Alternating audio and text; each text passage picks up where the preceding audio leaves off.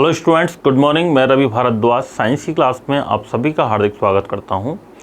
दोस्तों, हमारा जो टॉपिक चल रहा था जेनेटिक्स आनुवांशिकी, और आनुवांशिकी का आज लास्ट पार्ट हमारा बचा हुआ है। लास्ट पार्ट में हमने लास्ट वीडियो के अंदर जेनेटिक डिजीज, हेरिडिटरी डिजीज के बारे में हम चर्चा कर रहे थे, जिसमें हम 3 रोग के बारे में हमने पढ़ लिया था। Colour blindness, haemophilia, hypertrichosis. इन 3 रोगों के बारे में हम पढ़ चुके थे।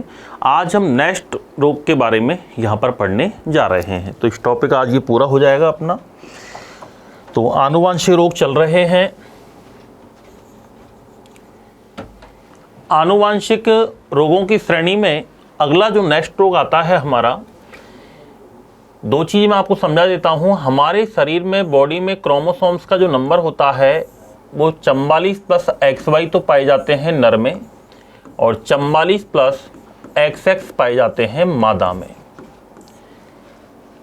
2 टाइप्स के डिसऑर्डर होते हैं। एक तो होते हैं लिंगी गुणसूत्रों में अनियमितता,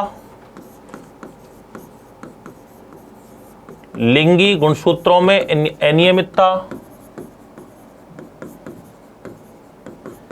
इर्रेगुलरिटीज इन एलोसोम्स, और एक होता है अलिंगी गुणसूत्रों में अनियमितता।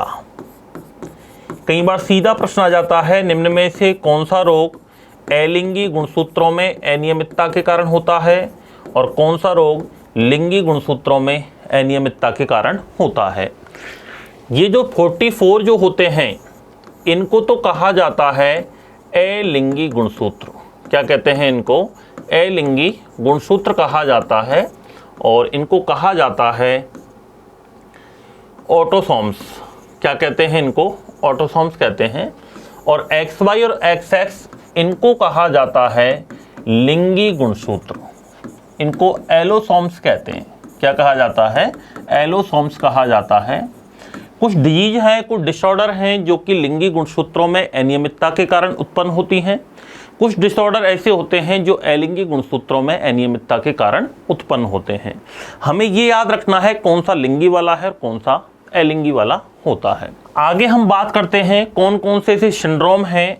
तो अलिंगी गुणसूत्रों में अनियमितता के कारण उत्पन्न होने वाले रोगों में सबसे पहला एक आता है डाउन सिंड्रोम, एक आता है एडवर्ड सिंड्रोम, एक आता है पटाउ सिंड्रोम,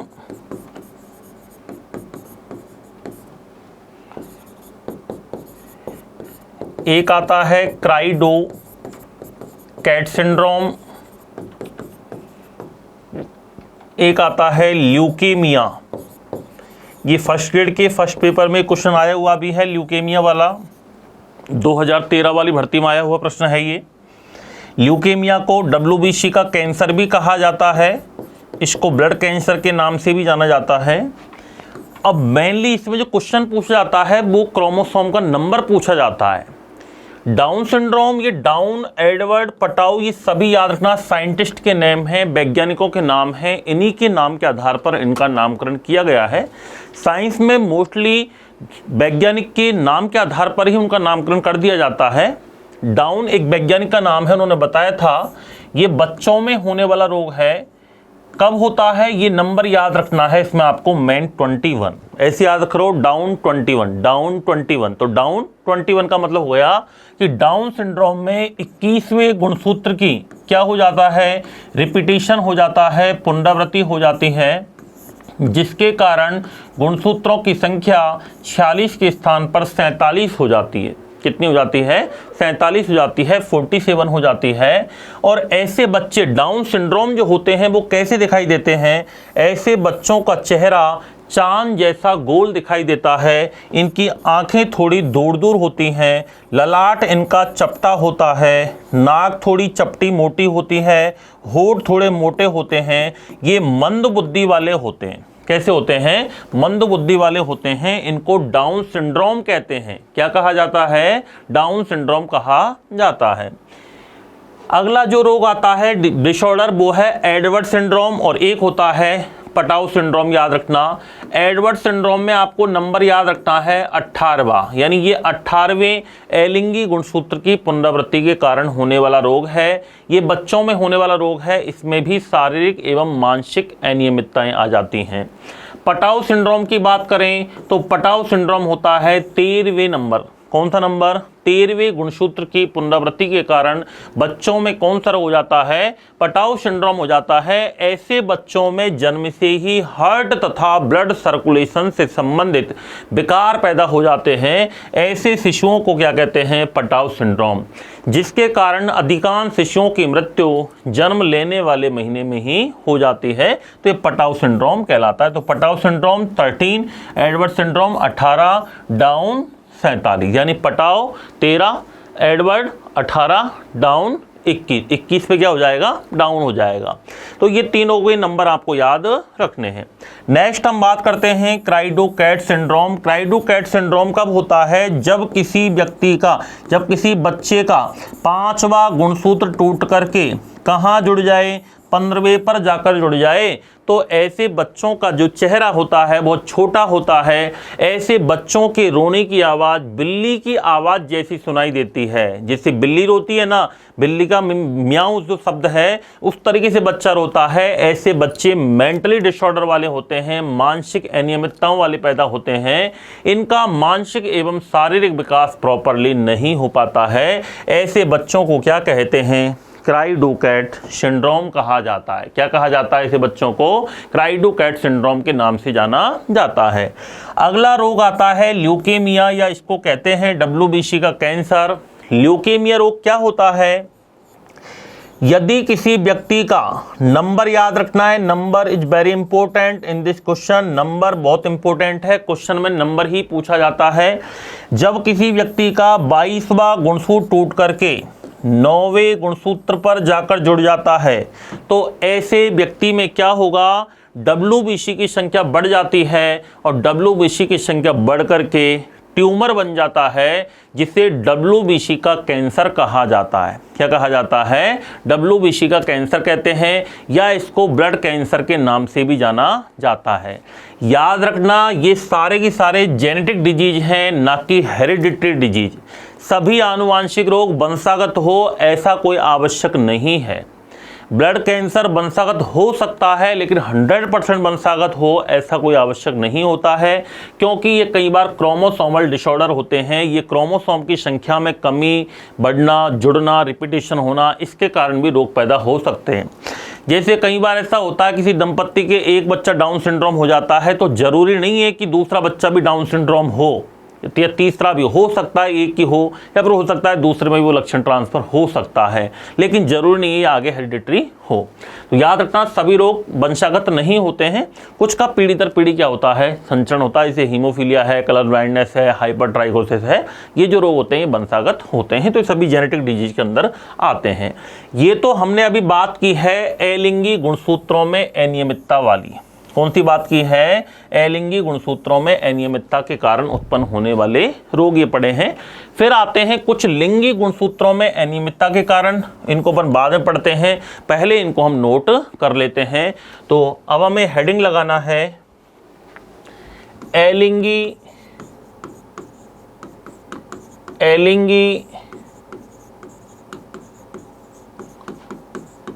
गुणसूत्रों में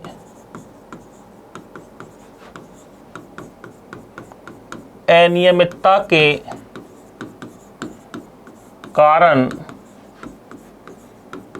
होने वाले रोग। अलिंगी गुणसूत्रों में अनियमितता के कारण होने वाले रोग, इसमें पहला रोग हम पढ़ने जा रहे हैं, इसका नाम है डाउन सिंड्रोम। कई बार क्वेश्चन आया हुआ है, एग्जाम में पूछा भी जाता है, मोस्टली नंबर पूछा जाता है कि किसकी वजह से होता है, इसका कारण क्या है। तो डाउन सिंड्रोम का जो कारण है वो है 21वें गुणसूत्र की पुनरावृत्ति। क्या नंबर है, 21वें गुणसूत्र की पुनरावृत्ति। तो डाउन सिंड्रोम जो है ये बच्चों में होने वाला रोग है,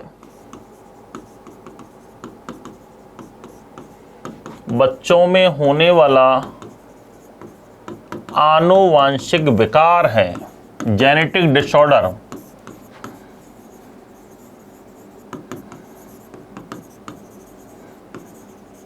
जेनेटिक डिसऑर्डर, आनुवांशिक विकार है जो कि, ये इंपॉर्टेंट लाइन है याद रखना, 21वें एलिंगी गुणसूत्र की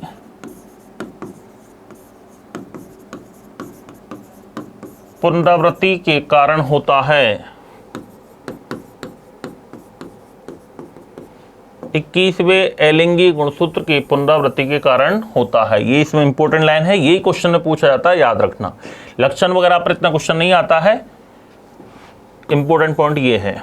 लक्षण की बात करें, ऐसे बच्चों का चेहरा चांद जैसा गोल होता है। कैसा होगा? चेहरा चांद जैसा गोल। आंखें थोड़ी दूर दूर स्थित होती हैं, आंखें थोड़ी दूर दूर स्थित होती हैं।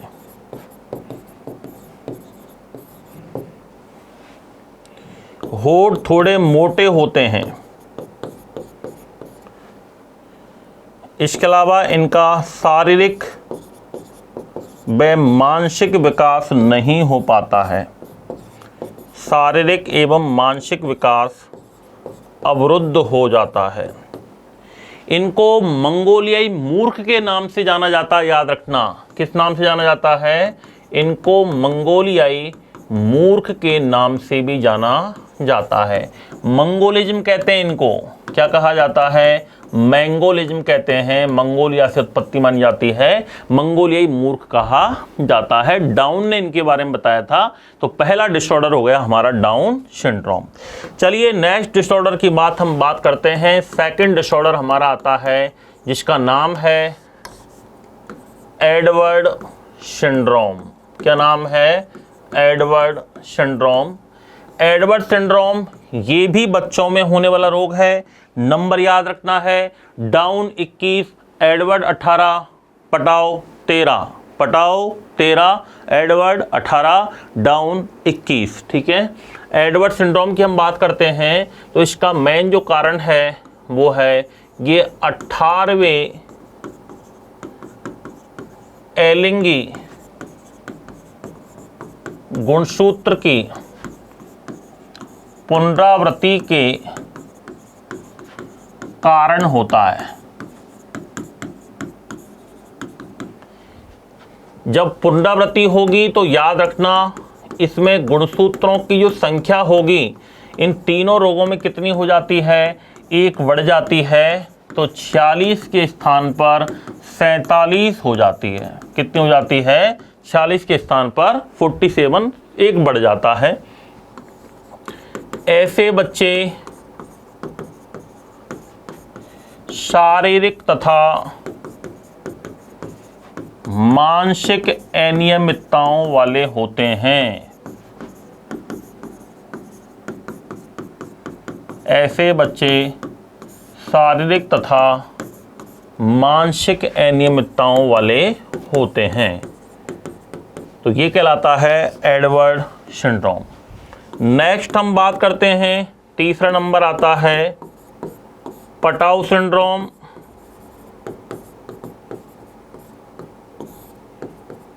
पटाउ सिंड्रोम जो होता है इसका नंबर याद रखना है, पटाउ 13, यानी यह शिशुओं में होने वाला रोग है।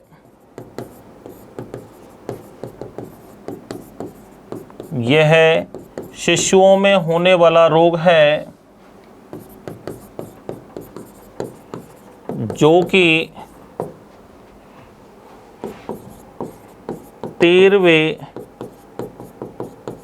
एलिंगी गुणसूत्र की पुनरावृत्ति के कारण होता है। किसके कारण होता है? 13वें एलिंगी गुणसूत्र की पुनरावृत्ति के कारण होता है ये। इसमें भी गुणसूत्रों की संख्या 46 के स्थान पर 47 हो जाती है। गुणसूत्रों की संख्या 46 के स्थान पर 47 हो जाती है।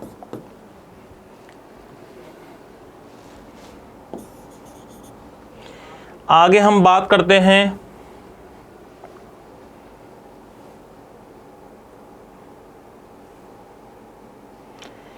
ऐसे बच्चों में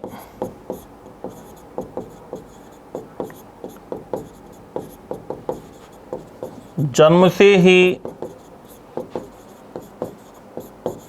हृदय तथा रक्त परिसंचरण तंत्र संबंधी विकार पैदा हो जाते हैं, जिसके कारण अधिकांश बच्चों की मृत्यु जन्म लेने वाले महीने में ही हो जाती है। तो इसे क्या कहते हैं? पटाउ सिंड्रोम ऐसे बच्चों को कहते हैं। अगला डिजीज हम बात करते हैं, चौथा ल्यूकेमिया। ल्यूकेमिया या इसको फिलाडेल्फिया 22 के नाम से जाना जाता है, या इसको WBC का कैंसर भी कहते हैं, ब्लड कैंसर भी कहते हैं। याद रखना, इसको WBC का कैंसर कहा जाता है, वाइट ब्लड कार्सल्स, श्वेत रक्त कणिकाएं। इसको ब्लड कैंसर भी कहते हैं। क्या कहा जाता है? इसको ब्लड कैंसर के नाम से भी जाना जाता है। इसमें WBC की संख्या बढ़कर ट्यूमर का निर्माण कर लेती है। किसका निर्माण कर लेती है? WBC की संख्या बढ़कर के ट्यूमर का निर्माण हो जाता है, उसे कहते हैं ल्यूकेमिया। अब मेन कारण है कि इसका कारण क्या है, तो यह आपको याद रखना है। तो यह रोग या विकार, इसको विकार कहते हैं, यह विकार 22वें गुणसूत्र के टूटने तथा इसके 9वें गुणसूत्र पर जाकर जुड़ने से होता है। तो ये इसका कारण याद रखना है। This is very important for exam. 22वें गुणसूत्र के टूटने तथा इसके 9वें गुणसूत्र पर जाकर जुड़ने से होता है। ये क्वेश्चन आया हुआ है आपके फर्स्ट ग्रेड व्याख्याता भर्ती परीक्षा में पूछा गया प्रश्न है, फर्स्ट पेपर के अंदर। याद रखना, ल्यूकेमिया ये वंशागत वैसे नहीं होता है, इसको जेनेटिक डिजीज कहते हैं। इस पर थोड़ा सा ऑब्जेक्शन भी उठाता है इस क्वेश्चन पर। तो ल्यूकेमिया रोग है, इसमें WBC की संख्या बढ़ जाती है। याद रखना, बढ़ जाती है, ये विशेषकर याद रखना। और बढ़ करके ट्यूमर का निर्माण हो जाता है, और ये नंबर आपको याद रखना है। नेक्स्ट डिजीज जो आती है, नेक्स्ट डिसऑर्डर जो आता है अपना, उसका नाम है क्राइडो-कैट सिंड्रोम, या इसको कहते हैं मार्जार क्रंदन रोग। कौन सा रोग कहते हैं? मार्जार क्रंदन रोग कहते हैं। क्राइडोकैट या मार्जार क्रंदन रोग क्या होता है? यह शिशुओं में या बच्चों में 5वें गुणसूत्र के टूटने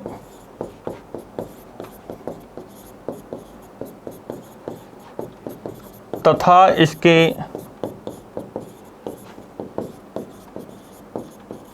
15वें गुणसूत्र पर जाकर जुड़ने से होता है।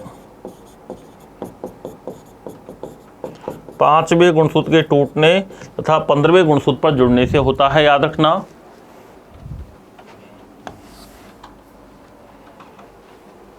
इस रोग में क्या होता है, इस डिजीज के अंदर, इस डिसऑर्डर के अंदर क्या होता है? बच्चे की रोने की आवाज बिल्ली के रोने जैसी सुनाई देती है। इस विकार से ग्रसित बच्चों की आवाज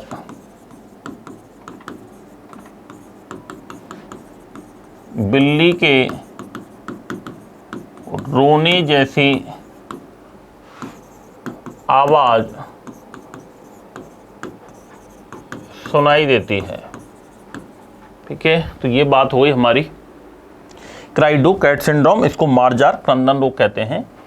अब हम बात करते हैं, ये तो सारे डिजीज हो गए, विकार हो गए, डिसऑर्डर, अलिंगी गुणसूत्रों में अनियमितता। अब हम बात करते हैं लिंगी गुणसूत्रों में अनियमितता। लिंगी गुणसूत्रों में अनियमितता यानी इनको कहेंगे एलोसोमल डिसऑर्डर्स। क्या कहेंगे इनको? एलोसोमल डिसऑर्डर्स। और इनको कहेंगे ऑटोसोमल डिसऑर्डर्स।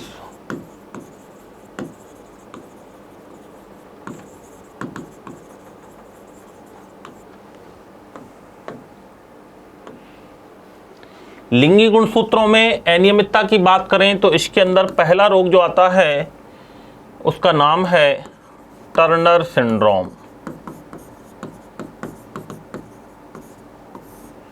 टर्नर ये साइंटिस्ट का नाम है, वैज्ञानिक का नाम है, यानी टर्नर ने बताया था इसके बारे में।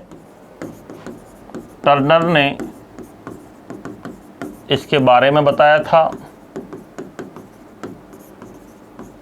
टर्नर सिंड्रोम होता क्यों है?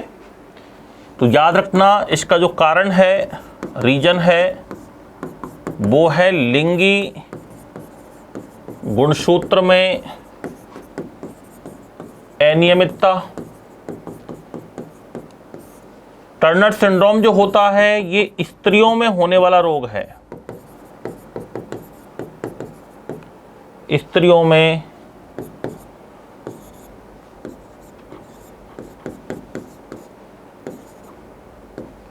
होने वाला रोग है।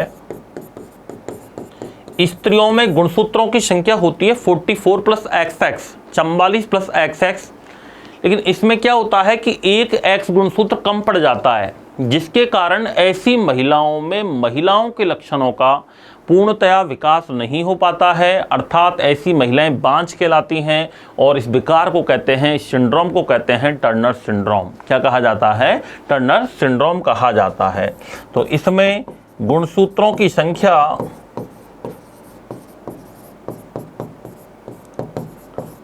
इसमें गुणसूत्रों की संख्या 46 के स्थान पर 45, 44 प्लस X0 रह जाती है, जिसके कारण ऐसी महिलाओं में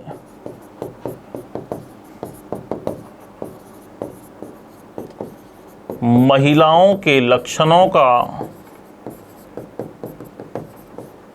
पूर्णतया विकास नहीं हो पाता है।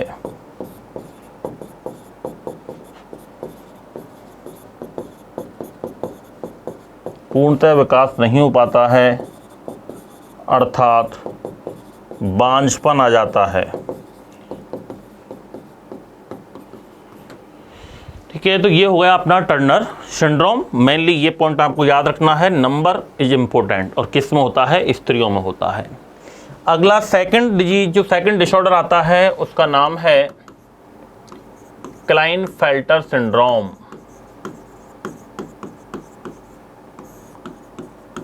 क्लाइनफेल्टर सिंड्रोम, इसका नाम क्लाइनफेल्टर सिंड्रोम क्यों रखा गया?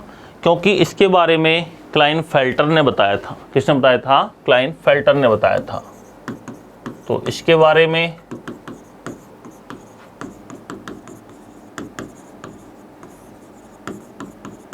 क्लाइनफेल्टर ने बताया था।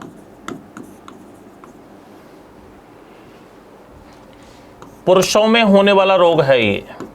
किसमें होने वाला रोग है? पुरुषों में होने वाला रोग है। गुणसूत्रों की बात करें, नंबर ऑफ क्रोमोसोम्स, तो गुणसूत्रों की संख्या कितनी हो जाती है इसमें? 46 के स्थान पर 47 हो जाती है। कैसे होगी? तो ये अरेंजमेंट आपको याद रखना है, 44 प्लस XX/Y। क्या बढ़ा? एक X गुणसूत्र बढ़ गया। X गुणसूत्र महिलाओं में महिलाओं के लक्षणों का निर्धारण करता है। आ किस में गया? पुरुषों में। तो ऐसे पुरुषों में महिलाओं के लक्षण आने लग जाते हैं, जैसे आवाज़ का पतले होना, दाढ़ी मूंछ का अभाव होना, आवाज़ का त्वचा का मुलायम होना, इस प्रकार के लक्षणों का निर्धारण हो जाता है। और ऐसे पुरुष बंद होते हैं, इनको स्टराइल भी कहा जाता है, यानी नपुंसकता भी इनमें आ जाती है। तो 46 के स्थान पर कितनी हो जाती है? 47 हो जाती है। बढ़ा कौन सा गुणसूत्र है? एक्स बढ़ा है। तो याद रखना, एक्स गुणसूत्र बढ़ने के कारण, एक्स गुणसूत्र बढ़ने के कारण ऐसे पुरुषों में महिलाओं के लक्षणों का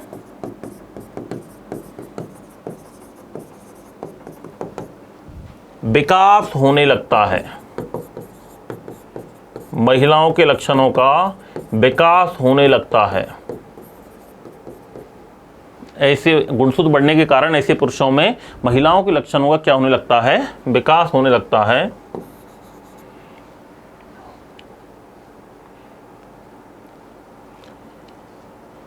जैसे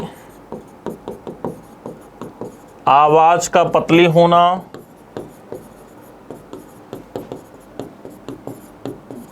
दाढ़ी मूंछ का अभाव, और इसमें नपुंसकता आना, इस प्रकार के कुछ लक्षण इसमें दिखाई देने लग जाते हैं। तो इसको कहते हैं क्लाइनफेल्टर सिंड्रोम। अगला जो डिसऑर्डर आता है हमारा, उसका नाम है जैकब सिंड्रोम। क्या नाम है? Jacob syndrome. जैकब सिंड्रोम के बारे में जैकब ने बताया था, इसलिए इसका नाम क्या रख दिया? Jacob syndrome. और जैकब सिंड्रोम पुरुषों में होने वाला रोग है। ये किस में होने वाला रोग है? पुरुषों में होने वाला विकार है। ये आनुवांशिक विकार है। इसमें क्या होता है? ऐसे पुरुषों को अधिपुरुष भी कहते हैं। क्या कहा जाता है इनको? सुपरमैन कहते हैं इनको, अधिपुरुष कहते हैं, सुपरमैन के नाम से जाना जाता है। होता क्या है? ऐसे पुरुषों में गुणसूत्रों की संख्या कितनी हो जाती है? 46 के स्थान पर 47 हो जाती है। कितनी हो जाती है? 46 के स्थान पर 47, यानी 44 प्लस एक्स बाई। ये हमें याद रखना कि कौन सा गुणसूत्र बढ़ा है? बाई। और बाई गुणसूत्र बढ़ने के कारण ऐसे पुरुष अत्यधिक क्रोधी प्रवृत्ति के होते हैं, अत्यधिक खूंखार प्रवृत्ति के होते हैं। ऐसे जो पुरुष होते हैं, ये जो रैपिस्ट वगैरह जो होते हैं, वो उनमें इस प्रकार के लक्षण दिखाई देते हैं। वो जैकब सिंड्रोम का भी एक उदाहरण हो सकता है। देखो दोस्तों, हर आदमी इस दुनिया में बुरा काम नहीं कर सकता है, न करना चाहता है। हो सकता है कुछ मेंटली डिसऑर्डर हो सकता है, कुछ फिजिकल डिसऑर्डर हो सकता है, उसके कारण भी कई सारी चीज़ें ऐसी देखने को मिल जाती हैं। तो 46 के स्थान पर 47 हो जाते हैं, एक बाई गुणसूत्र बढ़ जाता है। ऐसे पुरुष अत्यधिक क्रोधी प्रवृत्ति के होते हैं। ऐसे पुरुष अत्यधिक क्रोधी प्रवृत्ति के होते हैं, गुस्सैल होते हैं, ये क्रोधी प्रवृत्ति के होते हैं। इसे क्रिमिनल सिंड्रोम के नाम से जाना जाता है। इसे आपराधिक सिंड्रोम के नाम से जाना जाता है।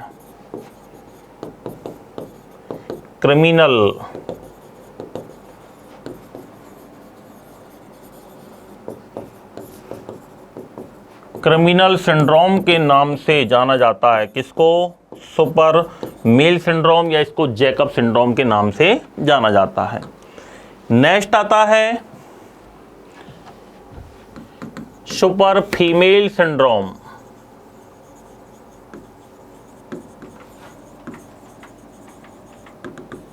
सुपर फीमेल सिंड्रोम, फीमेल शब्द आ गया, यानी स्त्रियों में होने वाला रोग है ये बच्चों। स्त्रियों में होने वाला रोग है। सुपर फीमेल सिंड्रोम किस में होता है? स्त्रियों में होने वाला रोग है। इसमें याद रखना, गुणसूत्रों की संख्या, नंबर ऑफ क्रोमोसोम्स 47 हो जाती है। 46 के स्थान पर 47 हो जाएगी। कैसे? 44 प्लस एक्स एक्स एक्स, यानी इसके अंदर एक एक्स बढ़ जाता है। ऐसी महिलाएं अत्यधिक ममत्व स्वभाव वाली होती हैं, ममत्व की भावना ज़्यादा होती है, दयालु भावना ज़्यादा होती है ऐसी महिलाओं में, और अत्यधिक जननशील प्रवृत्ति की होती हैं ऐसी महिलाओं में। बच्चों को जन्म देने की क्षमता, बच्चों को पालने पोसने की क्षमता, ममत्व की भावना बहुत ज़्यादा होती है, उसे कहते हैं सुपर फीमेल सिंड्रोम। तो ऐसी महिलाओं में जननशीलता, अधिक जननशीलता तथा ममत्व की भावना अधिक होती है, ममत्व की भावना अधिक होती है, इनको कहते हैं सुपर फीमेल सिंड्रोम। क्या कहते हैं? सुपर फीमेल सिंड्रोम के नाम से जाना जाता है। तो सुपर फीमेल सिंड्रोम ये भी एक आनुवांशिक विकार है। चलिए अगला हम चलते हैं। तो ये 4 हमारे हो चुके हैं लिंगी गुणसूत्रों में अनियमितता के कारण होने वाले रोग। अब कुछ जेनेटिक डिसऑर्डर और हैं, जैसे एक रोग आता है थैलेसीमिया। क्या नाम है? थैलेसीमिया। शिशुओं में होने वाला रोग है। हर साल लाखों बच्चे इस रोग से पीड़ित हो जाते हैं, और इसका जो मेन कारण है, इसमें क्या होता है कि जो हमारी बॉडी में ऑक्सीजन वाहक जो प्रोटीन है, ऑक्सीजन का ट्रांसपोर्टेशन करने वाली जो प्रोटीन है जिसका नाम है हीमोग्लोबिन, उस हीमोग्लोबिन की मात्रा कम पड़ जाती है, उस प्रोटीन की ही कमी हो जाती है, जिसके कारण ऑक्सीजन का संचरण प्रॉपर तरीके से नहीं होता है। यह haemoglobin beta globin gene mutation के कारण होने वाला रोग है। ऐसे बच्चों में हीमोग्लोबिन का निर्माण दोषपूर्ण होता है, जिसके कारण ऐसे शिशुओं को जीवित रखने के लिए प्रत्येक 15 दिन में उनका रक्त बदलना जरूरी होता है, तभी जाके वो बच्चे आगे जन्म के साथ जी पाते हैं, याद रखना। नहीं तो अधिकांश बच्चों की मृत्यु भी इसमें हो सकती है, क्योंकि हर 15 दिन में ब्लड चेंज करवाना पूरा इतना इजी काम नहीं होता है। परमानेंट ट्रीटमेंट इसका होता है बोन मैरो ट्रांसप्लांटेशन, अस्थि मज्जा प्रत्यारोपण करवा करके परमानेंट ट्रीटमेंट प्राप्त कर सकते हैं। तो थैलेसीमिया जो रोग है, याद रखना, आनुवांशिक डिसऑर्डर है, ये आनुवांशिक विकार है।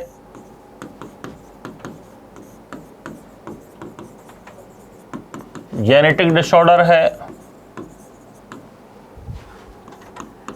शिशुओं में होने वाला रोग है,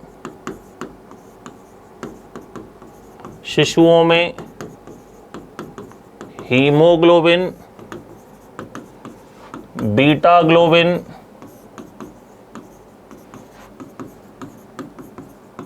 जीन उत्परिवर्तन के कारण होता है।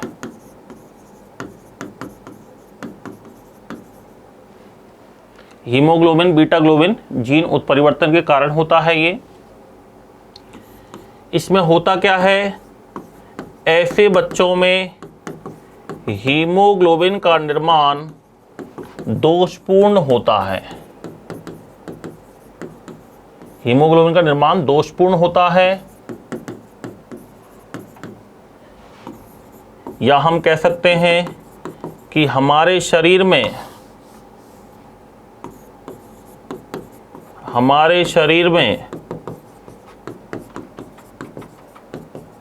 ऑक्सीजन वाहक प्रोटीन की कमी हो जाती है, ऑक्सीजन वाहक प्रोटीन कमी हो जाती है, ब्लड की भी कमी बनी रहती है, याद रखना। हीमोग्लोबिन का निर्माण दोषपूर्ण होता है, और ऐसे बच्चों को जीवित रखने के लिए,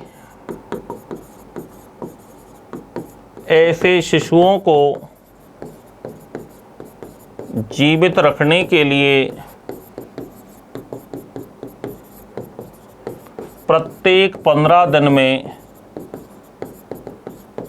शरीर का संपूर्ण रक्त बदलना आवश्यक होता है, शरीर का संपूर्ण रक्त बदलना आवश्यक होता है। यदि इसके निवारण की बात करें, परमानेंट ट्रीटमेंट की बात करें, तो इसका निवारण है अस्थि मज्जा प्रत्यारोपण। क्या है? अस्थि मज्जा प्रत्यारोपण, जिसको कहते हैं bone marrow transplantation. Bone marrow transplantation इसका परमानेंट ट्रीटमेंट है, याद रखना। तो ये थैलेसीमिया एक विकार है, ये भी एक जेनेटिक डिसऑर्डर है। हीमोग्लोबिन का निर्माण दोषपूर्ण होता है। Haemoglobin beta globin gene mutation के कारण होता है। इसमें ऑक्सीजन वाहक प्रोटीन की कमी हो जाती है, हीमोग्लोबिन की कमी हो जाती है। अगला एक विकार अपन पढ़ने वाले हैं जिसका नाम है सिकल सेल एनीमिया। क्या नाम है? सिकल सेल एनीमिया, या इसको कहा जाता है हसियाकार कोशिका रक्तअल्पता।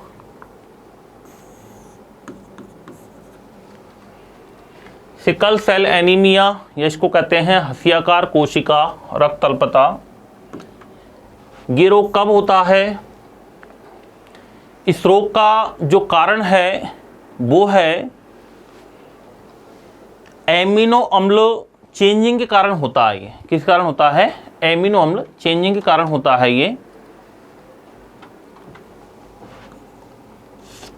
हसियाकार कोशिका रक्तअल्पता इसको कहा जाता है। हसिया का मतलब क्या होता है? हसिया का मतलब होता है एक औजार आता है जिसको अपन दांतड़ी या दरांती जो भी कहते हैं इस टाइप का, तो इसमें आरबीसी का आकार हसियाकार हो जाता है। क्या हो जाता है? आरबीसी का जो साइज है वो हसियाकार हो जाता है, और इसमें आरबीसी का जीवन काल मात्र 10 से 20 दिन रह जाता है। वैसे जनरली आरबीसी का जीवन काल 120 दिन होता है, लेकिन ऐसे रोगी के अंदर, ऐसे विकार से ग्रसित व्यक्ति में आरबीसी का जीवन काल मात्र कितना रह जाता है? 10 से 20 दिन रह जाता है। इसका मेन कारण है ये छठवें ग्लूटामीन नामक एमिनो अम्ल के स्थान पर बेलिन नामक एमिनो अम्ल के आ जाने से होता है। तो इसमें क्या होता है? देखो, इसमें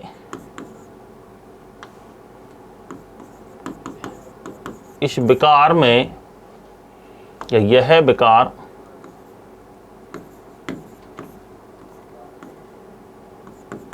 एक आनुवांशिक विकार है, जेनेटिक डिसऑर्डर है,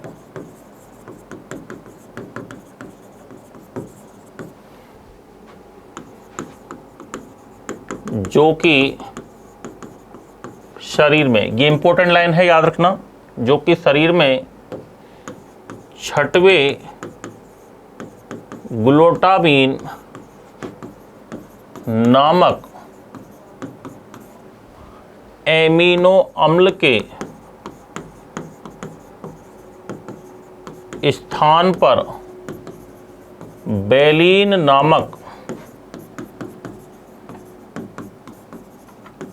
एमिनो अम्ल के प्रतिस्थापित होने से उत्पन्न होता है। ये कारण इसका याद रखना है कि जब छठवें ग्लूटामीन नामक एमिनो अम्ल के स्थान पर बेलिन नामक एमिनो अम्ल आ जाए तो व्यक्ति को कौन सा डिसऑर्डर हो जाता है? Sickle cell anaemia. इसमें क्या होता है? आरबीसी का जो आकृति होती है वो हसियाकार हो जाती है, हसियाकार हो जाती है। आरबीसी का इस रोग में जो जीवन काल है वो मात्र 10 से 20 दिन रह जाता है। कितना रह जाता है? 10 से 20 दिन रह जाता है, जिसके कारण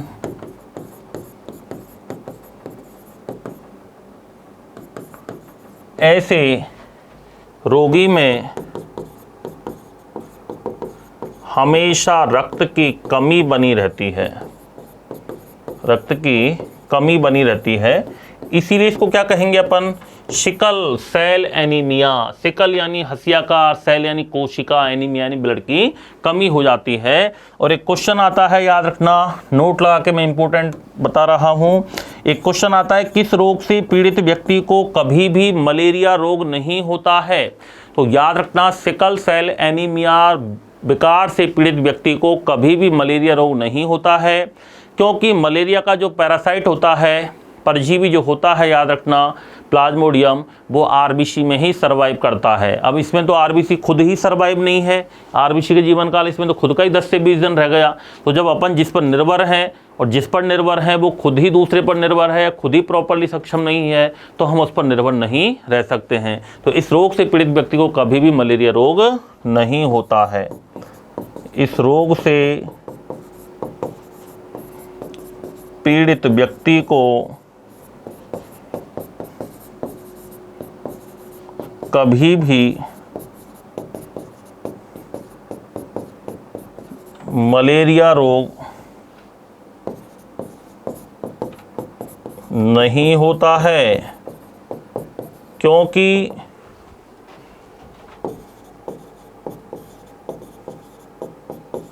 मलेरिया का परजीवी